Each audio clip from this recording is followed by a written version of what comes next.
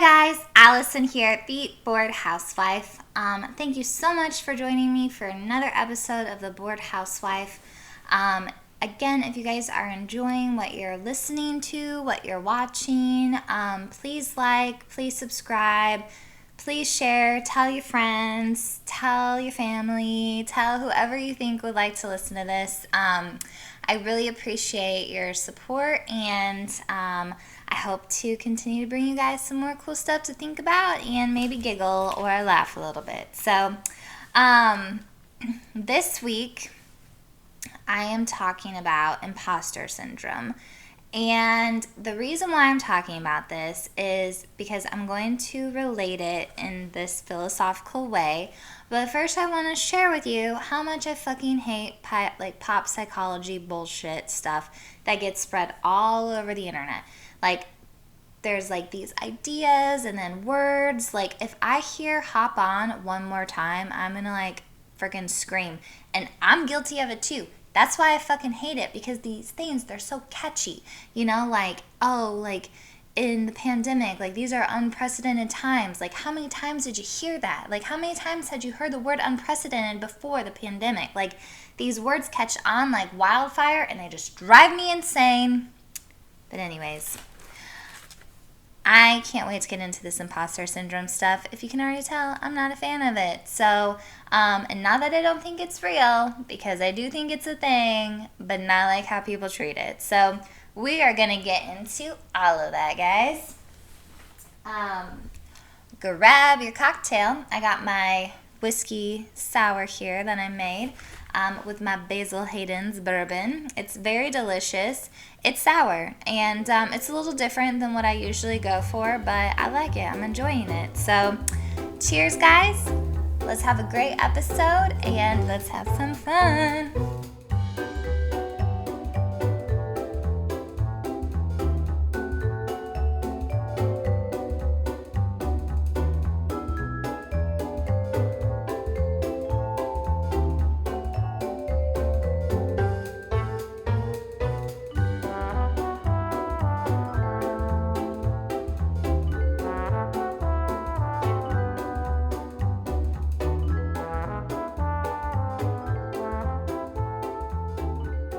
All right, so first things first is the cocktail of the hour. So here is my whiskey sour, my Basil Hayden's whiskey sour, if you may. This is really simple to make, and it's really delicious, and it doesn't have, sometimes you go to the bars and they make you like a sour drink. They like spray in that sour mix, and I don't know what the hell is in that thing, but it's not good. So this is like good sour, not like pre-made weird sour mix. So I did 2 shots of Basil Hayden's. I did half a squeeze lemon. If you watch my tutorial, it was pretty hard to squeeze a lemon. It's a little big for my squeezer toy. And a few dashes of simple syrup, and then I garnished it with a little cherry because it's cute, and that's what you do on sour drinks, I guess. But yeah, it's really yummy. Not something that I would usually drink, but I'm enjoying it. So, cheers, guys. Okay, so first I want to talk a little bit about what imposter syndrome is, or what it is actually called, imposter phenomenon. So it's not actually a syndrome, because it's not like a clinically diagnosed thing. It's recognized as something that people feel and have these certain attributes that are connected to it. But it's not a disorder. There's no diagnosis to it, and it can't be cured. So to call it a syndrome is actually improper, but people are dramatic and they want to sell you things or tell you things or whatever it is. So they use dramatic words like syndrome as if it's something that can actually be helped. So imposter syndrome or imposter phenomenon is when you feel like that your success and that the things that are happening to you in your life you don't deserve, and that just one day you're going to be exposed as this like unintelligent, stupid person. It was just all luck that got you to where you were, sort of thing. So a lot of times people who have this kind of feel this way or have these certain attributes, which are either someone who is like a really hard worker. So like personality traits are like people who are perfectionists tend to feel like this. Also, oddly enough, people who are procrastinators also feel like this because they procrastinate until, a certain point, and they end up pulling it off, whatever, and so they think that it just ends up being luck or something. So you kind of have these two different types of people that tend to fall into this, where you have the people that are crazy workaholics, like put in way too much work, and then when they see the success happen from all of that, they think it's just because they went overboard. Like they realize like how much work that they put into it, and that had they not worked as hard as they did, then they wouldn't have gotten the success. The second type is the procrastinators, who like I just explained, put it off, then pulled it off and are like, well, it was just luck or good timing, and they don't give themselves actual credit. In both scenarios, people are not actually giving themselves credit for like doing the job well and accepting the success. Some of the other words that when I was looking this up kind of stuck out to me were self-efficacy. So these people that have self-efficacy doubt their own abilities a lot. Again, perfectionism. So they just hold the bar higher for themselves than they do anybody else. So how can you ever enjoy success or be successful if you yourself never think that you're going to reach that bar? And then neuroticism. And these people have anxiety, worry, and insecurities. Again, people who tend to suffer from this feeling are highly successful people, actually. People who work in competitive environments. And again, perfectionists.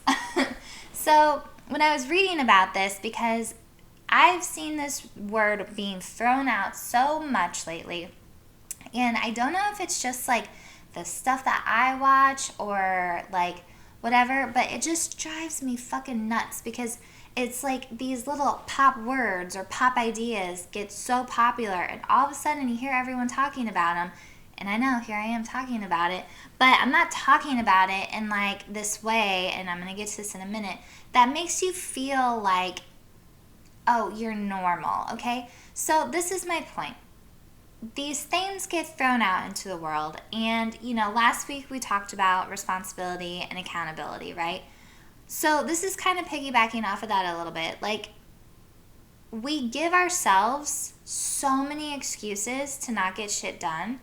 And this is another example of one of those, but in this like really big way, where you have a lot of people that have, self-doubt and anxiety, and on like a normal level. Like, it's normal to feel insecure, and it's normal to, kind of be unsure or think to yourself like, this imposter idea that like, oh, here I am in this scenario and I feel like I don't really know what I'm doing yet. And I'm going to get into a whole thing about this in a little bit. But it's like, it is normal to feel those things, but why do we have to like put this huge label on it like you have a condition? It's like everyone ends up feeling this, and people are making this thing seem like it's something more than it is. Now, are there cases of people who are actually stunted in their life from this phenomenon? 100%. But the reality is, and in this thing that I was reading, most people feel this at some point in their life. It's said that typically as we get older and we tend to care less, there's actually something, I guess, in your brain that kind of makes you start caring less about what people think, which is kind of cool. That this imposter syndrome, happens less to people. I guess like they were saying like if you're in your early 20s and you're kind of feeling this, like just be patient and like ride it out, because eventually that's going to kind of go away because it's higher the younger you are. Um, but it's just like, I just sit here and I'm like watching this shit and I'm just like, why are we always giving people outs?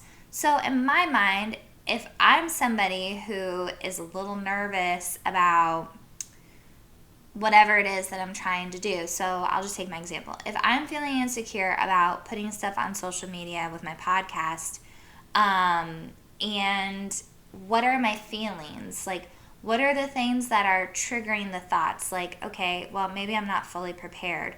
Maybe I haven't fully done my research. Maybe I'm not funny enough. Maybe, all these things are going through our head. And so, yes, that's normal. But then you have all these people that are coming out and being like, oh, well, you have imposter phenomenon or you have imposter syndrome. So here's your blanket excuse. Now do what you want with it. So on one hand, which I'll get into my example in a minute, I just dived into it. I was like, I don't know what the fuck I'm doing, but I'm just going to go for this and we'll see what happens. I wasn't well informed of anything that I was doing. I've had a really hard time coming up with stuff, and I don't really have a great game plan. So that's not great that I was just like in my head like, oh, well, everyone feels like this when they're starting something new. Okay. Or second, maybe it actually stops you from doing something. Maybe you are super well prepared, super invested in the thing that you're doing, but now people have given you a label to hide behind. And maybe for some of those people, they do actually struggle with the imposter phenomenon. But it's like, we're just giving people too many cop-outs, and we're just allowing people to make shitty things. And I know this sounds kind of crazy right now, but I'm going to break it down a little more in 1 second. So I think the thing that bothers me the most about this is because I personally am realizing that I am kind of impulsive, and not in a way where I do like really crazy shit, but I don't think things through at all. So the lesson I'm going to get into for the philosophical lesson today is about thinking things through better. So I think when we allow people to hide behind these like certain pop psychology ideas, it gives them excuses for things. So when things don't work out the way they're supposed to, or, you're not really in the space to maybe accomplish what it is that you're trying to do yet, people can use these things as crutches. And so one thing that I've realized, so I'm going to take this podcast for example. I did some research. I didn't do a ton of research. I just thought this would be a really fun thing to do and give me something to do. I'm realizing as I've gotten into it, this is actually way more important to me than I thought it was going to be. So, and I'm looking at it in a different light now. And again, I'm going to get to all this in a minute. But when you start to see the big picture in something, it's like, oh, wow, this could actually be this. Had I thought through some of this a little bit more, I would have probably come at this a lot better. But I'm just in this mentality that I think our culture has a habit of doing, that, you learn on the job sort of thing. Just dive in, like, what's it going to hurt, This podcast, even within the several weeks that I've been putting it on, I think this is week 21 now, has pretty drastically changed. I mean, overall, the scenery is the same. It's going to change much more here in a few weeks. But, like, the content is definitely shifting. I went from this, like, lighthearted, like, let me tell you these funny stories about my life, to now I'm, like, talking about philosophy and, trying to attribute these things to, like, our daily realities. And so it's, like, that's a big jump. And it doesn't feel huge for me, but it's, like, I wonder about people that are finding my podcast and, if you're watching an older episode, does it make sense? Like, I'm not really sure. And I haven't had the time to sit down and, like, really think things through. I've just been continuing to push forward because now it's like I'm on this path and it's like I don't want this to stop. I don't want to start over. But I didn't think this through fully. So it's like we as a culture and a society, we kind of tend to do that to ourselves. And I see this all the time in so many aspects of my life. And I don't know if it's like a creative thing, but I'm sure you finance people or architect people, engineer people, whatever your doctor people, whatever your job is, I'm sure you have these people that exist. But it's like that fake it till you make it mentality, which I've preached for a really long time. And I'm starting to think, maybe that's not actually a good way to do it. There are some times when, you need confidence for something and you know in yourself that you feel good about what it is that you're talking about, but you're just a shy person or it's just hard to put yourself out there. Okay, maybe in that light, yeah, fake it till you make it. But how much can we actually fake?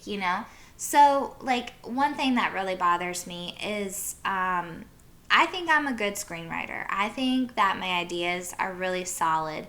I still have a lot of work, and I think I'm realizing that, which is my holdup of finishing things, because I realize I'm not actually investing the time and energy into the screenwriting process as I need to, and I haven't quite figured out fully why.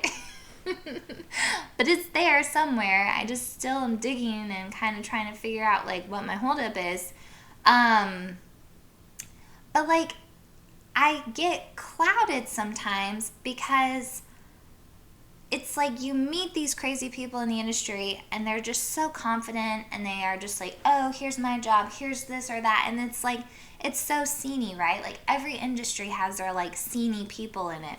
And they're just like blow smoke. And it's like, most of the time we know that they're blowing smoke, but for some reason they're still really intimidating.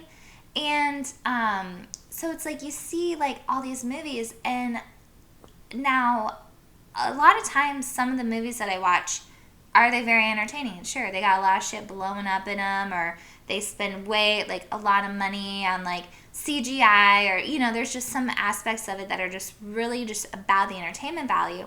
But then when you actually like break down the story, if it didn't have all that shit, the story would be boring as fuck, and like no one would watch that movie.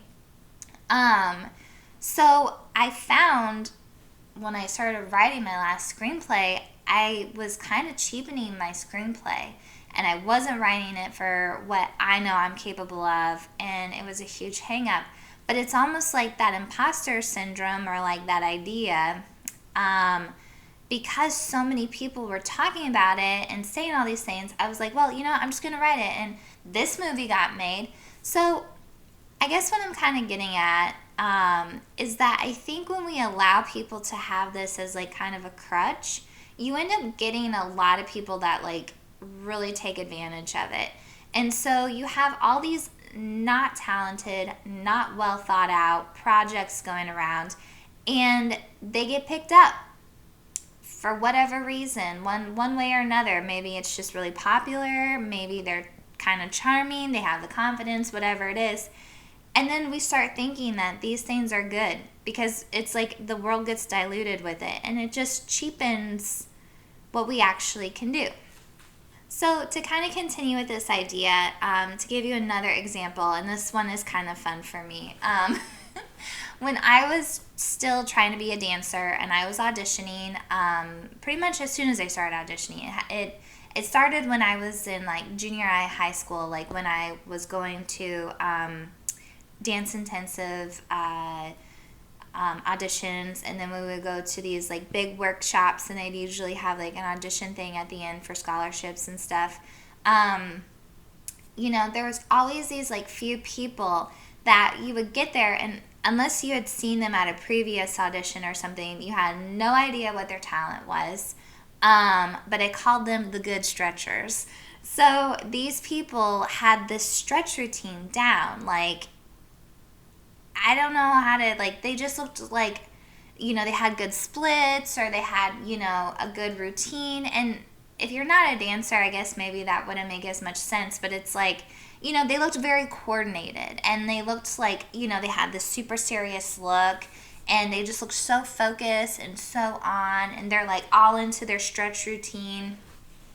And it was intimidating as fuck. It's like, okay, I'd never seen that stretch before. Like, splits aren't good enough anymore. Like, we got to stick our leg up on things. And, like, they typically had a friend at the audition, too. So, like, their friend would be, like, holding their leg up for them. And it's just like, oh my gosh, now these guys are in cahoots together.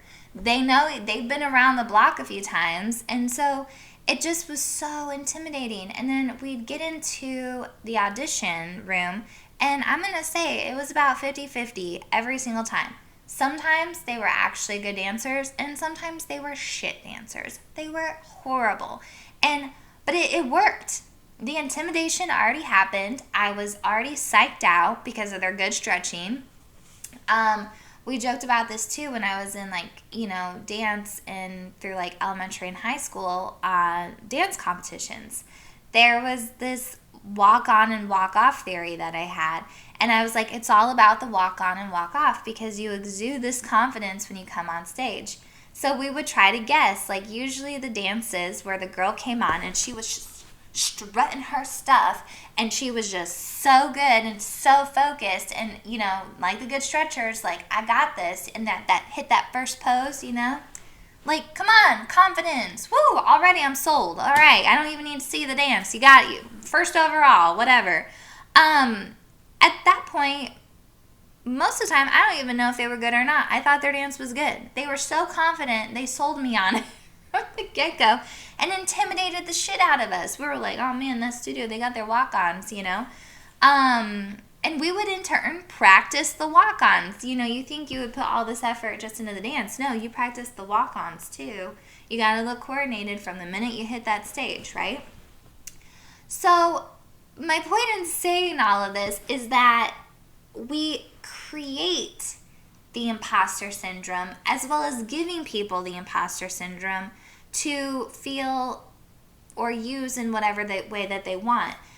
So when we do this, right, when we go to networking events, when we go to the dance competitions, when we, meet people that we work with for the first time, and they're blowing smoke as if they're God's gift to this beautiful earth that we live on, it's intimidating. And I think that kind of fuels, now I'm not a psychologist, this is just my ideas, but I think when people do that, it fuels that feeling because, and again, I'm not saying that feeling doesn't exist. I just think that we allow it to hold us back in certain ways. It gives us an excuse again. So we're here sitting there, right? I'm a little 18-year-old dancer for this Rockhead audition, and I'm seeing all these good stretchers. Really have no idea what I'm about to get myself into when I walk into that room.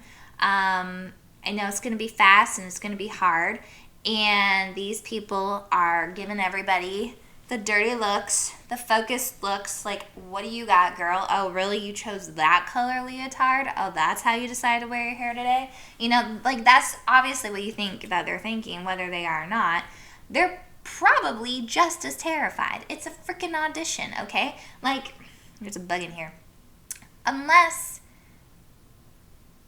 No, everyone is. Everyone's always nervous. I mean, some people handle it better than others, but there's always going to be that. So you're at a networking event and this person comes in and they're like, yeah, I did this when I graduated from here and I'm so cool.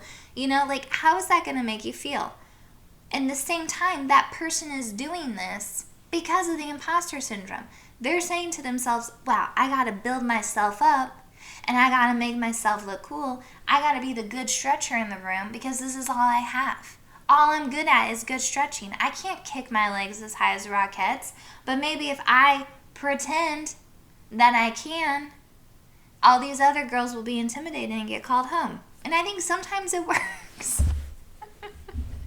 I feel like I'm rambling now. But, okay, to break it down one more time.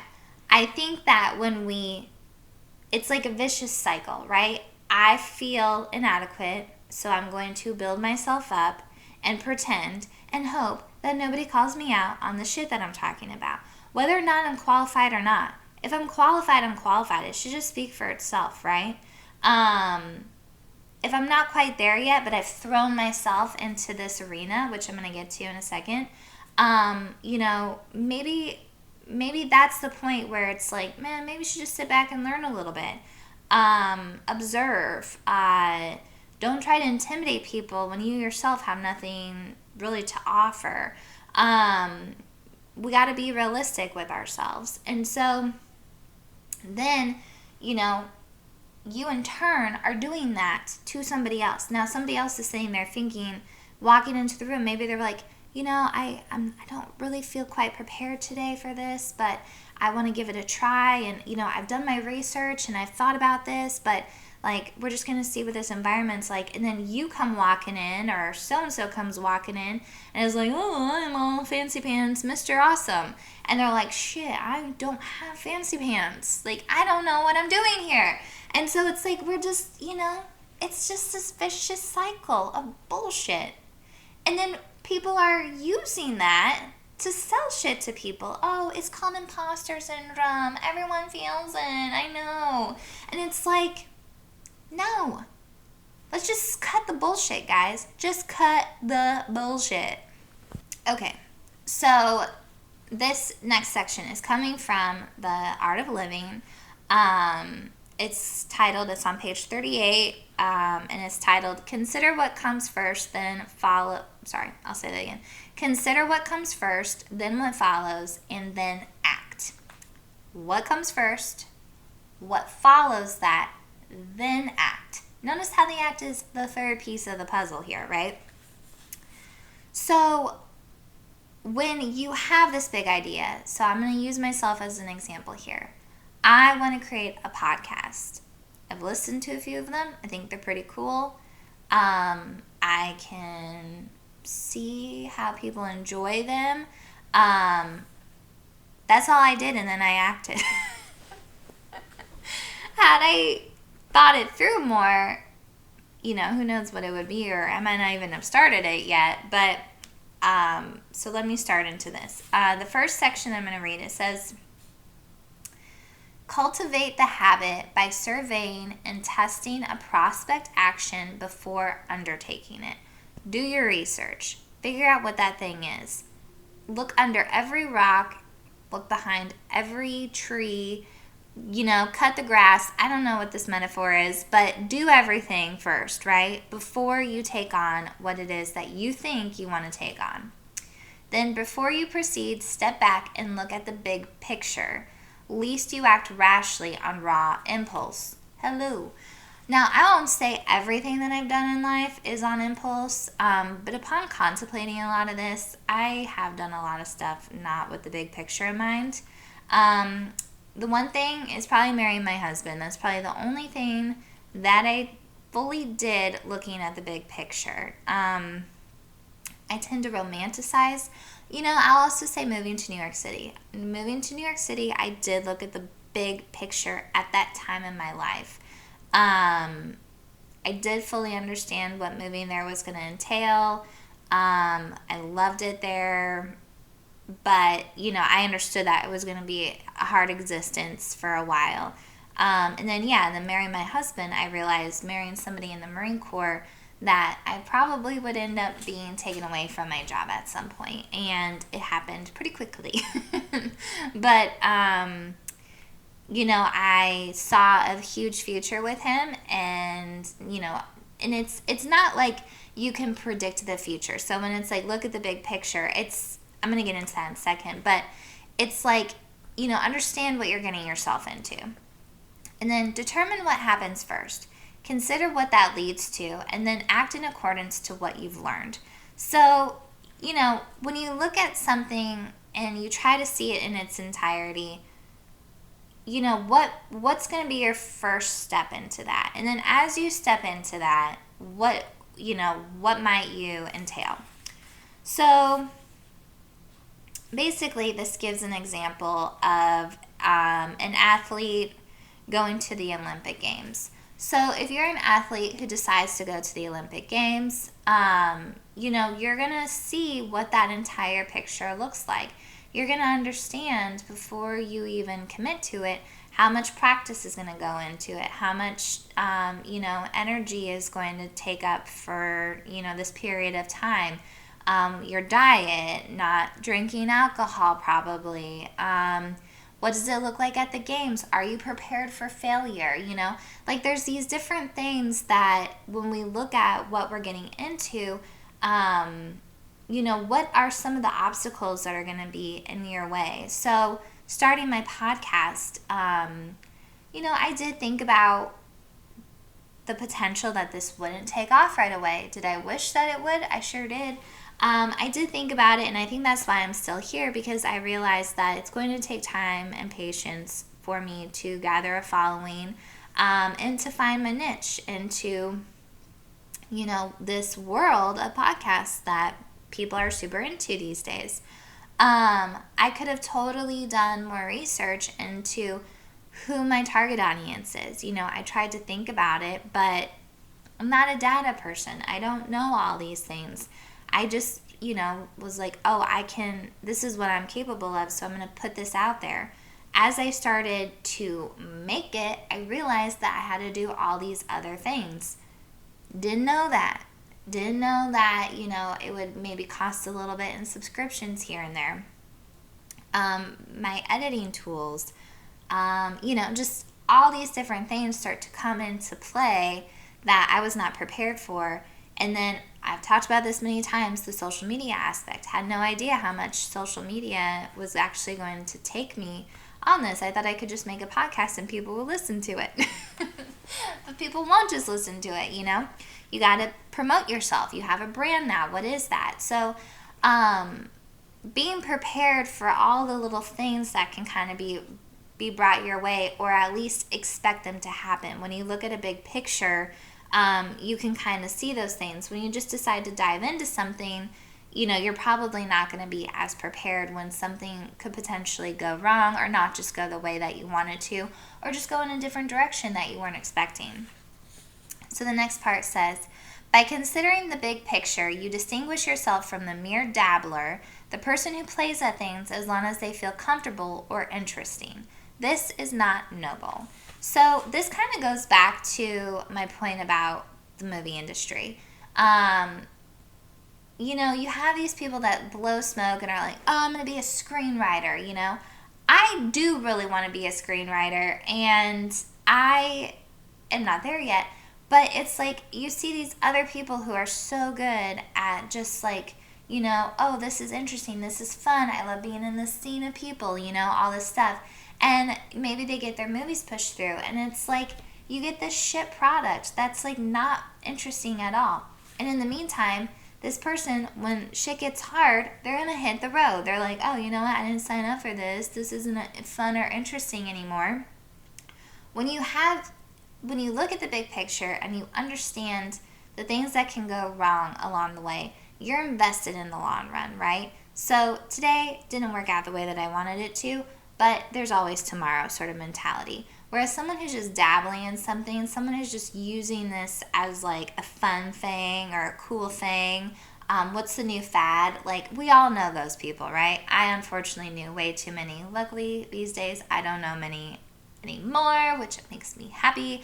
But, back in my day when I was trying to work myself up in the ranks and figure out what my creativity and all this shit was, I met so many of those people, and what are they doing now? I don't even know. They're not doing what they set out to do, So look at the big picture. Then it says, average people enter their endeavors headlong and without care. Average people do that shit, right? Do you want to be average? Do you just want to be somebody who's like, oh, I'm going to try this today and quit tomorrow? Why? Why put the energy into it? And then it says, consider first the real nature of your aspirations and measure that against your capacities. Be honest with yourself, clearly assess your strengths and weaknesses. So now we're getting into even more nitty-gritty, right? I do know with the podcast that I have some film experience. I have some producing experience. I know I'm capable of making this something. I know that. And that is why I'm still doing this today. When you see people, now I'll take my example for the dance stuff. Was I a horrible dancer? No, I was not. I think I was a beautiful dancer. Maybe if I had tried and put more time and energy into my training, I think that I could have been even better. But the reality is, I wasn't a strong person and I didn't have the knowledge to gain muscle and mindfully be able to endure the auditions and all of that. When I was trying to be a dancer, I did not fully have the big picture in mind because, when you're younger, you kind of live in a bubble of things and it feels safe. And then once you go out and this is now a job and you're trying to get paid for it, it's no longer a bubble of safety. So you feel some, and it's not just about the criticism or all of that, but it's just the endurance that comes along with trying to be a dancer. So if you want to be a lawyer, what kind of, skills is that going to entail? If you hate reading, you probably shouldn't be a lawyer. If you struggle, if you don't read very fast, if you struggle with vocabulary, probably not going to be a lawyer. If you want to be a doctor but blood makes you queasy, probably not going to be a doctor. There's certain things, and these are obviously very obvious, but it's basically what that's saying is know where you stand. Just because you've thought to yourself all your life that you wanted to be a lawyer, and then you look into what it takes to actually be a lawyer, that you're going to be in quite a bit of debt, you're going to be reading all this material, that you have to do all these things, whatever. That's okay if that stuff doesn't interest you anymore and you need to go find something else to do. Being honest with ourselves and understanding, that sometimes when we throw ourselves into projects and we're not able to fully think them through, that's not what's good for us. If you're just smart enough to pass the LSAT and you get into law school, and then you're sitting there and you're like, oh wow, I didn't know this is what it was. Obviously, I hope most people that take the time to pass all of that would have an understanding. But who knows? Maybe you Legally Blonde it. I don't know. But it's when we're honest with ourselves, where we're at, what we can do, then you're going to have an easier time committing yourself to something and not just being that person who dabbles in it. So the next part says, if you try to be something you're not, or strive for something completely beyond your present capacities, you end up as a pathetic dabbler. That is putting it pretty harshly. Trying first to be a wise person, then a bureaucrat, then a politician, then a civic leader. These roles are not consistent. You can't be flying off in countless directions, however appealing they are, and at the same time living an integrated, fruitful life. So basically what this part is saying is that, again, in the other episodes that we've talked about, finding our purpose, applying ourselves in these instances, being responsible, being accountable, all of this is amounting to the fact that the path that you're on, is this something that you've fully researched? Is this something that you're willing to have patience to wait for? If you're not, and you're just oh, today I'm going to be a deep sea diver and tomorrow I'm going to be a pilot, not that there aren't both of those types of people if they correlate in a job that they're doing, but it's what are you trying to do here? When you're going off in all these other directions, you don't have time to concentrate on the thing that you're doing. So again, I don't want to say that just because you enjoy deep sea diving and you also enjoy flying doesn't mean that you're contradicting your life.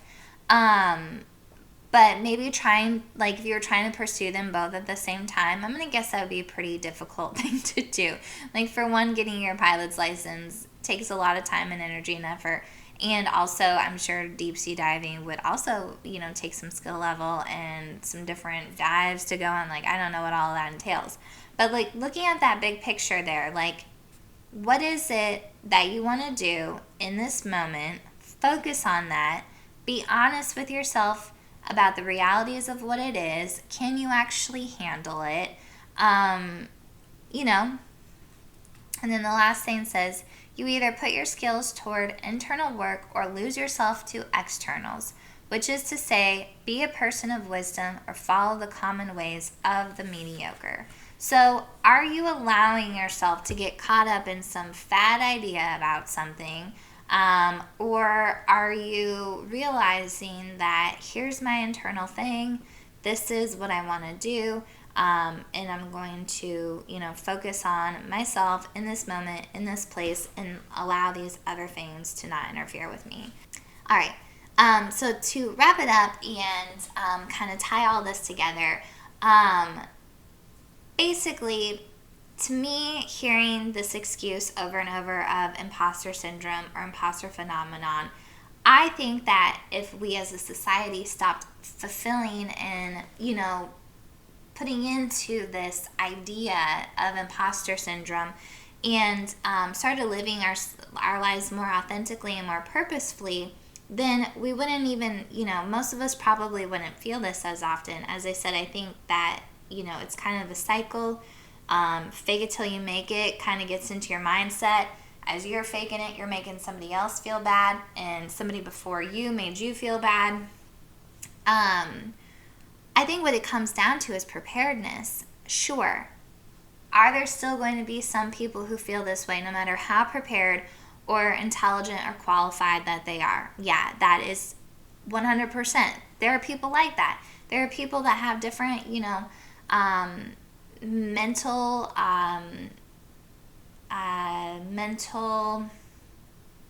don't want to say difficulties or mental blocks, mental, just mental states that affect how they are able to conduct themselves in a productive and positive way. And that's totally understandable and that's fine. And for those people that truly are suffering from something like this, like you should seek counseling, you should seek a therapist, and more often than not, this thing is going to actually hold you back. If you're a highly successful person who thinks that they have this thing, it's probably not that debilitating to you to seek help, unless it's something where you just hate looking at yourself in the mirror or are so scared to go to work. Like, I don't know. If you don't live a harmonized life and these are things that are holding you back, then sure, you should 100% talk to somebody. But for most of us, I think it's just a crutch that we give ourselves. Like, oh, well, I'm just feeling imposter syndrome, so I'm just going to dive into this, and then, I'm just going to bullshit my way around until I get what I want, and, I can then talk about this bad pop culture, psychology idea, whatever. Really, just prepare yourself. If you feel prepared, again, there are definitely going to be doubts that creep in. There's going to be questions. Sometimes, you don't fully understand a scenario until you're in it. I'll give another example. When I was going into junior high school, I was so nervous, and I had a group of friends who are a year older than me. That summer long, I just asked them question after question after question. I was a huge fan of Degrassi, The Next Generation. I am an information gatherer. I like to have all of the information. With that being said, there are still unknowns. There's still going to be things that come up. The best thing to do, though, is just, try to envision what the big picture looks like. Try to envision those moments of not being able to get your locker open in time between periods and you show up to class late. Like, what happens? Are you prepared to get a tardy? Are you prepared, if you do certain things, you might get detention, whatever it is. Are you prepared to go into a job where you feel that you're confident and ready for it, but understanding that, they might ask something of you like, do you know how to use this software yet? No, I don't. How are you going to overcome those hurdles? Going to a dance audition and, feeling intimidated by the good stretchers. What are you going to do once you get in there when it actually matters? Are you going to allow these people, to intimidate you, or are you going to try to put on a charm of some sort that's going to grab the attention of the casting director's eye? Like, there's all these things that when you look at the big picture and in that thing that you specifically want to do, and you understand what it's going to take, and you know where your weakness is and your, what other word am I looking for? I just had it here. Shoot, I lost my page. Oh, 39. Your strengths. Oh my gosh, I can't believe I couldn't think of that word. When you know what your strengths and weaknesses are, even if you have some, like, how can you apply them in this, arena of your life? But to allow ourselves to continue to use pop psychology as crutches is just so freaking annoying. And maybe you guys don't, but I see it. I see it so much as I scroll. And imposter syndrome is just the one that came to mind today. There's so many out there right now that I'm just like, whatever. But it goes back to the responsibility and the accountability of things, and then implementing those into what it is that you want to do. Maybe you just want to be a really great mom, and I'm sure moms feel that the worst. I bet moms probably feel that way more than, someone who's just making a podcast. You get put into this new lifestyle, and it completely encapsulates everything. It's not something that you can just walk away from. But it's like, where your strengths and weaknesses lie. Most women are capable of motherhood. It's just about putting your focus where you need to put it. And to know that, yes, a lot of these things are very familiar and similar for a lot of people. We all feel inadequate sometimes. We all feel anxious. We all feel that we're lucky, in these different times. But realize that it's actually the work that you're putting into it. If you're a procrastinator and you're still able to pull shit off, well, guess what? You're just that capable. Like, it's not a matter of luck. It's a matter of you probably realizing how much time it actually takes you to do the task and being able to pull it off. If you're okay with dealing with the stress leading up to it, then that's all on you. And I am totally talking about myself. Because I'm not okay with the stress. I hate the stress, but it's really the only drama I have in my life these days, so I'm going with it. But anyways, a lot of this is going to take thoughtfulness and patience as we figure out what it is that we want to do, and then as we work through them, and understanding what all of this is going to take. The sacrifices, the failures, the ups, the downs, all of the things. So yeah. Let's stop using stupid pop culture psychology or pop psychology, I keep saying that wrong, and just start taking accountability for what it is. I don't know why we need to label everything like that. If that makes you feel better, no judgment. I think it's totally cool for us to just have open conversations without having to label every single thing that we're doing. Because the thing is like, that's just what life is. Being uncomfortable and being nervous and anxious about exciting things, it's just what it is. So that's all I gotta say today. All right. All right, cheers, guys. Thank you so much for another week of The Bored Housewife. I hope you enjoyed this episode. Let me know what you think about imposter syndrome or imposter phenomenon. Let me know what you think about my take and how I have decided to connect all this together. And yeah, if you're enjoying this, please please subscribe, comment, visit my social media posts, and cheers, guys. Have a great Monday and a great rest of your week. Bye.